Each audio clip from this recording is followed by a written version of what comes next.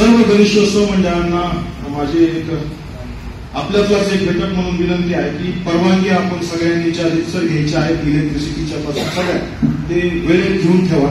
2 दिवस अगोदरपासून कसले हालचाल करणं वगैरे या गोष्टीच्या भानगडीत पडू नका.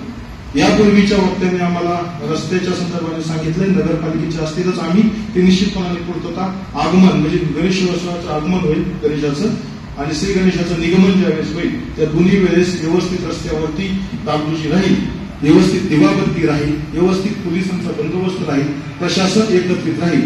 या पद्धतीची ग्वाही निश्चितपणाने मी तुम्हा सगळ्यांना देतो.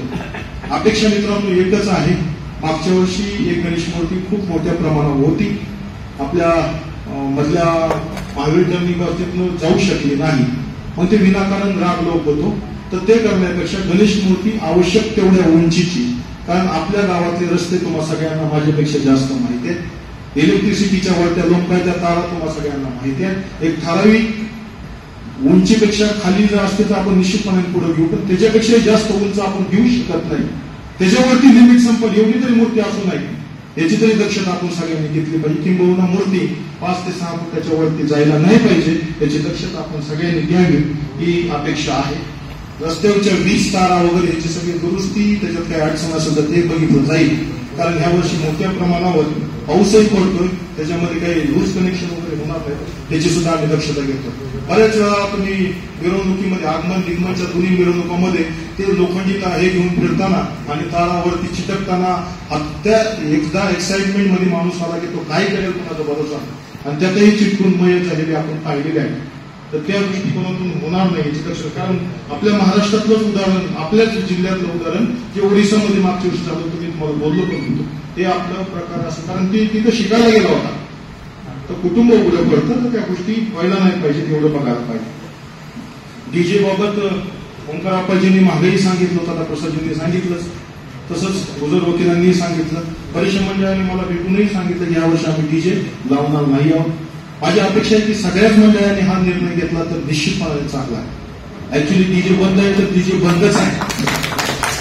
माननीय सुप्रीम कोर्टाने सांगितलं की डीजेला परवानगी नहीं. हमारे एडिशनल साहब ने जो खामगांव शहर के अंदर जो माहौल बनाया है अमन शांति का, पूरा पुलिस डिपार्टमेंट, पूरा पीस कमेटी सदस्य, सब हिंदू मुस्लिम सब सिख ईसाई सब लोगों ने ये गांव के अंदर जो माहौल बनाया है, अपने 17 से 18 साल के दरमियान अमन शांति का जो माहौल बनाया है, मैं सबको मुबारकबाद पेश करता हूँ कि आने वाले जो प्रॉब्लम है, जहाँ का मामला वही खत्म हो रहा है. हर महल्ले के अंदर प्रॉब्लम छोटी मोटी घटना हो रही है, लेकिन सब मिलकर वो मामले को खत्म कर रहे हैं. ये इसकी क्रेडिट हम सबको जाती है. पूरा डिपार्टमेंट पूरा कोऑपरेट कर रहा है. कोई किसी भी तरह का मसला हो, पुलिस डिपार्टमेंट वहां पहुंच जाता है अपने लेवल पे, तो दोनों समाज के लोगों को निपटाकर मामले को निपटाते हैं. तो ये जो क्रेडिट है हम सब खामगांव वासी के लिए बहुत खुशी की बात है. हमारे डिपार्टमेंट के लोग जो कोऑपरेट कर रहा है, तो अब अधिकारी आते हैं जाते हैं, लेकिन हिंदू मुस्लिम सब सिख ईसाई को हमको यहाँ ही रहना है. हमको सबको मिलकर हर त्योहार चाहे कोई भी हो, हर मजहब का त्योहार हमारा त्योहार है, हमको सबको मिलकर ही ये खामगांव शहर के अंदर त्योहार मनाना चाहिए. एक दौर के अंदर जो माहौल खराब होता था, सब लोगों के प्रॉब्लम पैदा होता था, अपने बच्चों के लाइफ खराब होते थे, राजकारण वाले अपना अपना खेल मानते थे, उनके लाइफ खराब होते थे. तो अभी जो 17 से 18 साल के अंदर जो माहौल पैदा हुआ है, ये सब लोगों को क्रेडिट जाती है.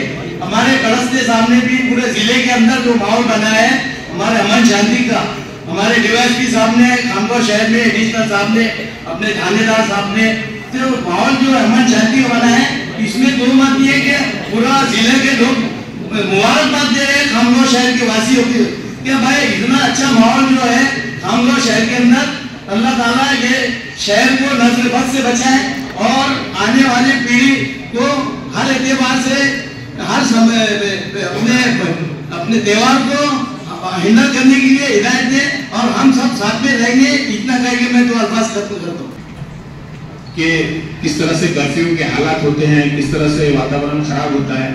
तो आजकल के ये नौजवानों को ये बताने के लिए कि ये जिस तरह से आजकल व्हाट्सएप मैसेजेस चलते हैं, बगैर सोचे समझे, यानी वो हर तरह के समाज में, तो जिस तरह के मंडल है हमारे उसके अंदर इस तरह की मीटिंग्स लेकर उनको इस बात से रूबरू कराया जाए कि भाई इस तरह के आप व्हाट्सएप जो मैसेजेस हैं या जिस तरह के वीडियोस हैं उसको अगर आप आगे बढ़ाते हैं, किसकी दिल आजादी होती है, दिल शिकनी होती है, तो उससे माहौल खराब होता है।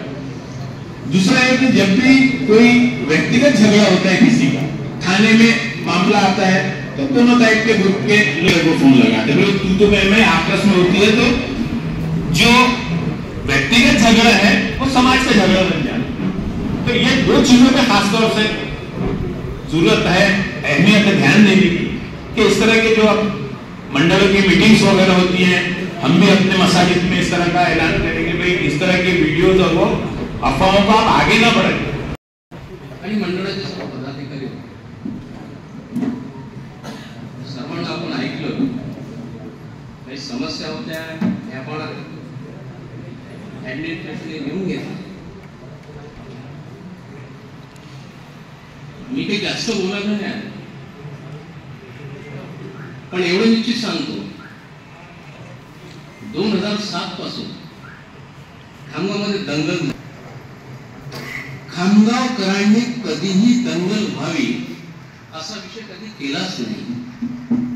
राजनीती असते, राजकारण असतं, काही फायदा झाला पाहिजे, नुकसान झाला पाहिजे, काही लोक अँटी असतात त्यांची नावं टाकली पाहिजे असा विषय होता. आता नाही होणार. गाव शांत आहे, शांत राहील, त्याच्यामध्ये शंका नाही. महत्वाची एक बाब आहे, खरोखर ज्या गोष्टीमध्ये किंवा ज्या गोष्टीमुळे सर्वसामान्य जनतेला त्रास होतो तो एक डीजे. पप्पू स्वामी विवेकानंद मंडळ डीजे बंद, समर्थन आहे, चांगल्या गोष्टीचं समर्थन आहे, राहायलाच पाहिजे. चुकीच्या गोष्टीला वाव नाही आणि दिला नको पाहिजे. म्हणजे राजनीती नाहीये, राजकारण नाहीये, पण सगळ्या मंडळाने देखील या बाबीचा विचार जरूर केला पाहिजे. दुसरी महत्वाची एक बाब आपण पाहतो, 5 टायमाची नमाज आहे, पहिली नमाज नाही, पण अवंत नमाज मध्ये आपले मंडळ थांबतात, थांबले पाहिजे. होईल त्यांचा उत्सव आहे, भावना आहे, हेत आहे, त्यांनाही कुठे आपल्यामुळे त्रास व्हावा हा उद्देश नाही. पण एक आपल्याला करता येईल का की निर्मल टर्निंग मध्ये जेव्हा मंडळ पोहोचलेलं असते आणि नमाजची वेळ असते, तर नमाज झाल्यानंतर पहिलं मंडळ जे काही निर्मल टर्निंगवर असेल ते मंडळ पुढे गेल्यानंतर मस्तांचं पार केल्यानंतर त्या मंडळाला जेव्हा राणा गेट पर्यंत पोहोचवल्या जातं किंवा फाटक पुढेच्या त्या अग्रही चौकांना पोहोचवल्या जातं, तोपर्यंत दुसरं मंडळ निर्मळ खाली येत नाही. माझं असं म्हणणं आहे की मागचं मंडळ जे पुढे येईल ते निश्चितच मस्तान चौक थांबेल.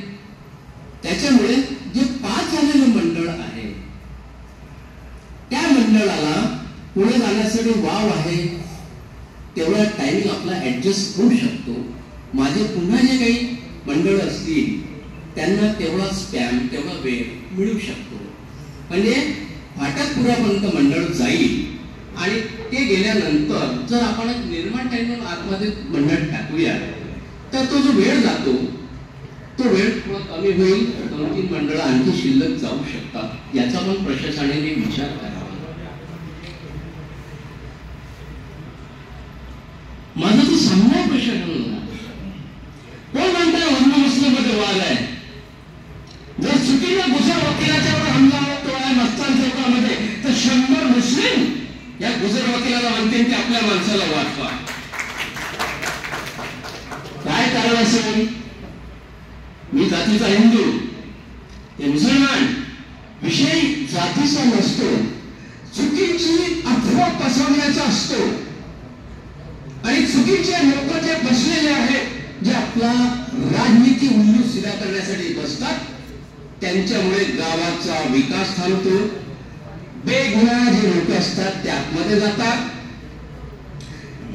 ज्यांची नावं नसतात जे समाविष्ट नसतात त्याची नावं पोलीस त्याच्यामध्ये जाऊन टाकल्या जातात. त्याचे ज्वलंत उदाहरण म्हणजे गुजर वकील आहे.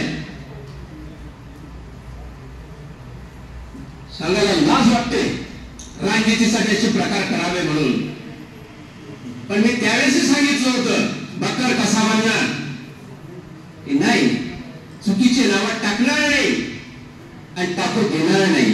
जरी मला ज्या पक्षामध्ये असताना सांगितलं गेलं पण मी असे कामं करणार नाही. कारण की ज्यांची सूट नाही त्यांना समाविष्ट कशासाठी करायचं, त्यांचं भविष्य कशासाठी उद्ध्वस्त करायचं, केवळ राजकारणासाठी, कारण की तो विरोधक आहे म्हणून. अशी राजनीती यापुढे होत नाही, होणार नाही. कारण की खामगावातली जनता सक्षम आहे, समजदार आहे, समजलं म्हणूनच. आणि या लोटपाटीमध्ये लहान लहान मुलांना फार त्रास होतो, महिलांना त्रास होतो. तर असे सांभाळणारे प्रमुख 4-5 जणांची एक समिती बनली पाहिजे की प्रत्येक चौकामध्ये जेव्हा मंडळ खेळते आहे, मुलं नाचतात आहे, तेव्हा ह्या 4-5 जणांनी जागृतपणे तिथं उभं राहिलं पाहिजे, लक्ष दिलं पाहिजे. आणि असं काही थोडंफार होत असेल तर ते कंट्रोल केलं पाहिजे. बाकी प्रशासनाच्या बाबतीत आधी इथे सूचना ज्या झाल्या त्या दरवर्षीप्रमाणे सर्व प्रशासन अगदी चोखपणे आपली भूमिका बजावत असते.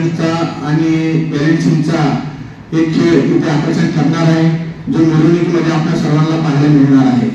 ही मिरवणूक नक्कीच तानाजी यांच्या मी शब्द देतो की शांततेने पार पडेल. या माझे 2 शब्द संपवतो. दरवर्षीप्रमाणे याही वर्षी गणपती उत्सव, ईद ए मिलाद व इतर जे काही सण आहेत ते येणार आहेत, यामध्ये निवडणुका आहेत. या माध्यमातून आपल्या गावामध्ये शांतता राहावी व त्या शांतता प्रस्थापित करण्यासाठी सर्व घटकांनी, मग ते अधिकारी असतील, पदाधिकारी असतील, पत्रकार बांधव असतील, जेवढी घटक आहेत त्यांचं सर्वांचं मनापासून सहकार्य असणं अत्यंत अपेक्षित आहे. बंधूंनो, आपल्याला